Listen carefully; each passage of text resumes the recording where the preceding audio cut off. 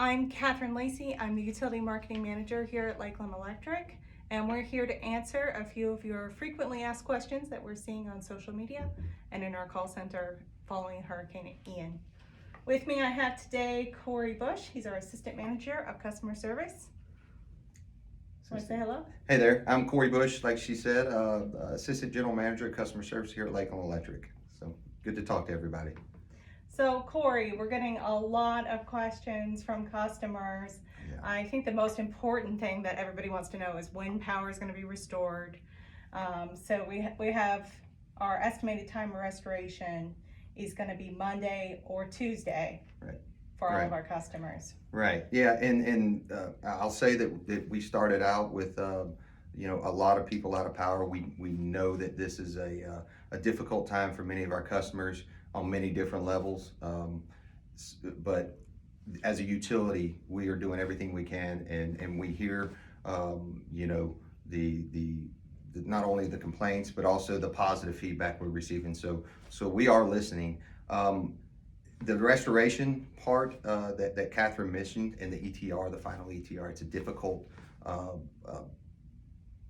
goal to kind of pinpoint, but we are absolutely looking for Monday into Tuesday for everybody who can receive power. That's going to be those that don't have damage to their weatherheads and damage to their homes, but everybody who can receive power from the utility to be back on by that point. So we're making tremendous strides every day. A little over 20,000 the first day, a little over 10,000 even last night, and you'll see those numbers drop today. So it's looking really good. I want to add, we've got a large number of mutual aid crews from all across not only the Southeast United States but even up into New Jersey, and so we're very thankful for those crews to be here helping us restore power. You'll see those crews; they're out. Working across the system. So we've got a lot of help in. Well, and that brings us to one of the questions we get a lot is, we started out with 100 mutual aid and then it grew, and now we're up to 250, which is fabulous. How does that work with mutual aid? I mean, they came from other areas of the state, they came from other states. Can you talk about that? Yeah, absolutely. So being a municipal own utility, and I don't want to get into a lot of it of how it works right now, but we have a deep network of resources that we can call out to anytime we have an event. Those resources are offered up from, like I said, Oklahoma, Texas, Tennessee, and we take advantage of those. They'll give us a number that they have available of whether it's line crew personnel, tree trimmers, damage assessors. It's a whole network that we reach out to. We'll bring those folks in from across the states, and of course there's travel time involved. That's why you see sometimes a delay. We don't put them in harm's way before the storm, so a lot of times they'll stage just outside of, in this case, the Panhandle, and so we had those folks ready to come in, and they're here now working.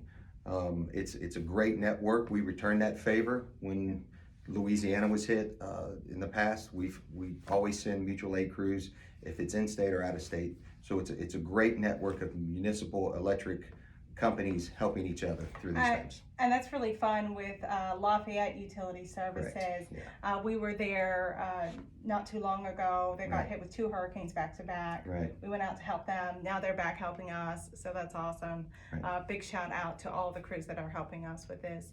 I think the other thing is, once we're finished with our mutual aid and all of our customers are back on, then we'll release those crews, and they might even go to help in other areas of the state. So it's really one of the big benefits of public power is that help just keeps going and growing. Correct.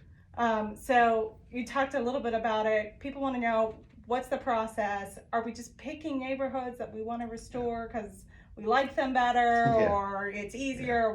How do we do it? Yes, so the restoration process is very structured in that immediately after the storm, we want to go out. We've got to get our power production back on. We've got to make sure that our substations are secure. We've got to make sure our critical infrastructure that provides the resources to get power to our end users is up and running. So that's all done now. We're good. That's 100% done. That's what we do immediately after the storm.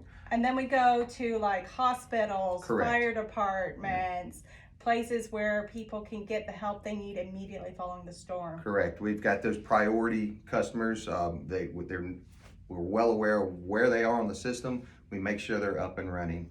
That's done too. That's check that box. It's Check done. that box. Then we've got our mainline feeders. They're done. Correct. Then we go to the mainline feeders, which is a lot of what the activity you guys saw on Thursday afternoon, immediately after the storm. A lot of those processes that I just talked about overlap. That's why we saw the big jump on Thursday. We've got over 20,000 on. That was just by restoring mainline feeders. From there, it gets down to a numbers game. And this is difficult to understand for some people, and I get it, and I'll try to explain it as plainly as I can, but we go to the areas where we're gonna have the biggest impact, the largest pockets of outages that we can restore at one time. So if we can get 1,000 people on with one job, we're gonna do that first. Correct. Then if we can get down the road, when we can get 2 or 3 customers Correct. on, those are a little bit later. Correct. So it's all a numbers game. We start at the largest bang for our buck, and we work our way down. Now, the good thing about that is, again, like I mentioned, the resources is that number is going to shrink quickly now, and we'll get into the 1s and 2s and the single outages before we know it, a lot quicker than if they weren't here. So. Sure. Well, and I think we try and work as quickly and safely and efficiently as possible. Correct. One of the questions we get as it starts to get towards dark, and I get it, I've been that customer before where it's getting dark and like, am I going to be the one that gets on today? Right. Why do our crews work in daylight? Why do we do that? Yeah, and that's a great question. I've seen it pop up on social media as I'm kind of I'm looking through some of the questions that are being asked on there, and it's simply a safety factor. Yes, as a utility, under normal circumstances, we're going to have folks out 24 hours. It's just not simply possible to keep folks safe with the debris that's out. There's a lot of fences are down. There's a lot. The risk factor is a whole lot higher right now. So we do come to a certain point after dark where we stop restoring power, and then we pick up the next day. Doesn't mean we've forgotten about you. Doesn't mean that you're lost in the mix. Doesn't mean that we're moving on. It just means it's simply not safe. Our linemen, our field crews, our damage assessors, everybody in this utility is working 16 hours a day plus. So it's just not safe to have them up and out at 6 a.m. working into midnight. It's just not safe. And you were talking to me earlier that it's actually faster because we can get our crews well rested overnight. They Correct. can be up and working at full strength in the daylight. Right. And it's a lot faster to do these jobs in the daylight because they can really see what they're doing. That's exactly right. It's going to be a more efficient process when it's in the daylight. They see the hazards, and they can move on from there. So yeah, exactly. Great point. Fantastic. And if we haven't answered one of your questions that you have, go ahead and drop those in the comments. We'll try and come back and do another one of these videos and pick up anything we may have missed. One word that we use a lot in the utility industry that maybe we haven't explained the meaning of very well is assessing. Gotcha. We use that everywhere. We're assessing the damage. We're Right. assessing the estimated time of restoration. Right. What do we mean when we say that? So an assessment is it's just like any other assessment that we would apply to anything else. We are actually triaging the issue. We've got to figure out how many poles are broken, what the actual cause is. A lot of times when those damage assessment crews come out, they see the broken pole, they see the wire down, just the same as a customer. But then it goes to another step. So it goes from a damage assessment to we have to wait for a tree crew. A tree crew will come out and they have to clear that easement or they have to clear that tree before we can get the wire back up and replace the poles. So there's a whole process to that. I know a lot of you guys are seeing assessing on the messenger, and you're seeing an ETR on the outage map online. And we're working through that issue. It doesn't mean that we haven't made progress in the assessment. We just haven't had, we've had some issues with updating that. So we know you're out, we know you're assessed, and we've got crews on the ground. Yeah. So I want to reassure everybody. So. Yeah, let's talk about that for a minute. Okay. So one of the things that happened during this hurricane is we had some damage to some cell towers. So I know that was affecting those text message outage alerts that Yes. people were getting. Sometimes the message wasn't getting through to us or wasn't getting through. That doesn't mean that we don't know you're out. We do know you're out. You might have looked on the outage map during that period of time and you were out of power, but it wasn't showing it on the map. That is all resolved. It was mostly a communication issue with those cell towers. So we want to apologize for that. I know that was really frustrating, and we're definitely making that a lesson learned for next time, so we can try and get you, we're trying to get you all the information we can, and it just kind of became almost too much information and we couldn't get it out. Yeah, and that was absolutely one of the concerns in the aftermath of Irma. We always want to do better the next time, and that was information that we can get in the hands of our customers. So sometimes we live by technology and we die by it. That is a fantastic tool. 360 days a year. It's just we're learning how to manage that, and with the cell tower issues, some of those got hung up. And we're getting some mixed messages from there. And like Cathryn said, we do apologize for that. It does not mean that we do not know you're out. We absolutely know you're out of power. Our smart grid is resilient. Our smart meters are reporting. And those are working great. Flawlessly. The numbers we're reporting that you see on that outage map are accurate. Your meters are reporting that back to us, and it's communicating well. Yeah. So everybody who's out, we've got tickets for. We know about those outages, and they will be worked. But regardless, our call center has been open. It continues to be open. So if you have questions, you have concerns about storm-related issues, go ahead and give us a call. That number is 863-834-9535. We're going to continue just with storm-related calls for now. If you've got questions about your bills, your account, anything like that, we're gonna just focus on storm for now. Once we get back into normal operations, probably around Tuesday, Wednesday, we'll start working on those account issues again. So I appreciate your patience with that. Yeah, reach out. We've got those phones are manned to communicate with you, and we're trying to get that message out as much as we can. If you call, if you have concerns about us knowing that we know you're out of power or not, call. We'll put another ticket in. We can layer those things, but we feel confident that we know exactly who's out and who is not. So. Yeah. And I think the other thing with our crews on the ground, they're out there, they're focusing on restoring the power. During a normal day, they're going in and they're saying, oh, this outage was caused by a squirrel or a tree limb fell or there was lightning. But we're not doing that right now. Because we want all of their time and attention being on restoring power. So a little bit of a change from our normal day-to-day operations, particularly with what you're seeing on the outage map. Exactly. So you used another word that I think we use a lot in utilities, easements. Easements, yes. Easements, and some of that work is really getting going today. And it's different than just your normal work on the side of the street. You could pull in a bunch of bucket trucks and get a ton of people in there. What happens? Korey's a former lineman, former system operator, system control manager. So he's got all the details. What happens when you're going out and working in an easement? So an easement is the same as every other utility easement, and most of those are in your backyards, and that's really the work we're getting down to. A lot of that work takes time because we don't have equipment that we can put in your backyard. We can't put the bucket trucks, so it slows the process down a little bit.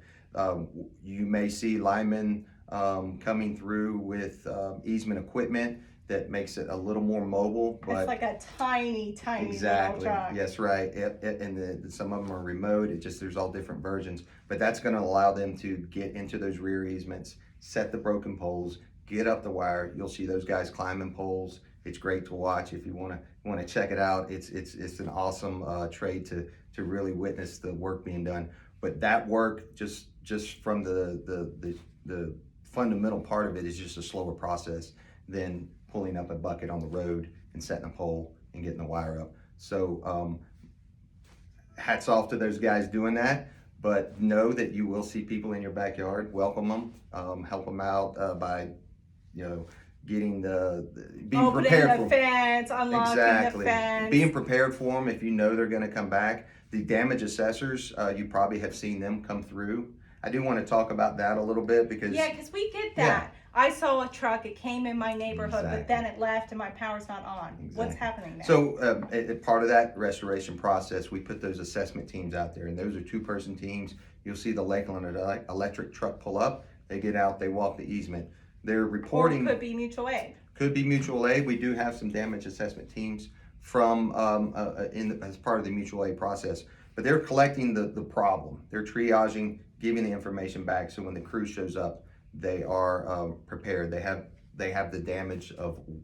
They know what's broken. They know what they need to replace. So When they know what they need to bring, right? Exactly. If I need 4 poles and a Exactly. transformer, I can put that, Right. well, not me, but the lineman can Right. put that in their Right. truck and be ready when they get to the job site. Exactly. So that's the folks you're seeing come through initially, and then you may see a tree crew come by, and the tree crew may leave. The lineman. What are the tree crews doing? The tree crews, those damage assessors, if there's a tree down, if there's debris that needs to be cleared to reconstruct that line, the tree crews, we've got tons of resources from all over. So they're breaking out the chainsaws and cutting up trees Exactly. and clearing the area so the Exactly. linemen and troublemen can get in there. and Exactly, restore power. great explanation, and that has to happen before we can get the linemen and the line crews in to set those poles and get the wire back up. So there is a methodical process to the whole thing. I know it seems like it's been days because we have had damage assessors out since I think it was about 10 o'clock on Thursday, immediately after the storm. They immediately are out doing those damage assessments. So it may seem like a long time, but it is part of the process. So this is day 3 of our restoration Day 3. process. I had to actually go back and look at the map because it's Right. been long days for us. I know it's been long days for our customers Mhm. waiting for power, but it is day 3 for our restoration Day process. 3, it's a pivotal day for us. I think we'll see some good results today. Your patience is I'm asking for it. I get the urgency from customers. We understand. We have several people in this building and several of those folks out restoring power for you guys right now that are still out of power. And you are our main concern as our customers. So I want you to know that we're doing everything in our power to listen to you, to react, and to restore accordingly. So. And like I said earlier, if we haven't addressed one of the questions that you have, we're trying to get to our list of frequently asked questions that we're seeing. Drop it in the comments. We'll try and come back and answer those again later. Another thing that I see a lot, and we've heard this with other storms, is, you know, I'm without power and I haven't seen a truck anywhere near my neighborhood. What's going on there? So the damage could be several blocks away. That the wires that feed your house, the circuits that feed your house, it could be upstream, it could be out of sight. So that's why you don't see any activity, but there is work being done. We get the question a lot of times, well, why is my neighbor on across the street, and why am I still out? They're fed from different circuits, different parts of the grid feed different streets. So we're getting to that point where your neighbor may be on, or you may be on before your neighbor. Just know that if you came on, or if the neighbor came on shortly after, you will be there. They are in that area working, so it won't be too long after. So. I'm gonna get a little nerdy here, Sure. and use a term we've been saying, nested outage. So that means you were part of a big outage. Correct. They turned everybody back on, and your lights came on for a minute, and then something happened, and now you're without power, and you think, I've been forgotten. Correct. Right? Very common response. And I understand that. I've been in that situation. That is not fun. What's happening? There's several things that could happen there. We've got a ton of debris that is still, hanging from trees. So your power could have been restored for a few minutes or a few hours. Something else could cause that outage. That outage is being recorded, so we know about that. It's unfortunate, and it's probably the worst tease you could ever have, because you think that because your air conditioning's back on and you're at a certain point, just know that possibility is out there until we're through for the next couple weeks even. There's a lot of hanging limbs, there's a lot of debris out there. So intermittent outages are just going to be part of the routine for the next couple of weeks, unfortunately, until we get everything fully cleaned up. The nested outages, call back in. Call back in. If they go back out, call our call center. Call back in. We'll absolutely put a ticket in, and we'll get it addressed as soon as we can. Yeah. And your smart meter would have reported that to us as well. That is correct.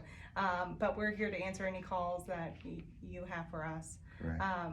And then we have our normal outages that happen on a regular day. That's I know right. Last night there was a traffic accident. Correct. Car hit a pole. Right. Really hope that person's doing well, but Right. caused another little outage. So we have those kind of things that are happening throughout the day too, like we would on any other day. Right. Mother Nature's still out and about. Squirrels are still wreaking havoc, and birds and nesting material, and again the accidents, the vehicle accidents. So we're still having to respond to those, and we are. So add that into all the chaos that's kind of going on. It's interesting. So yeah. So we're now into that phase. We're getting power restored to large numbers of customers.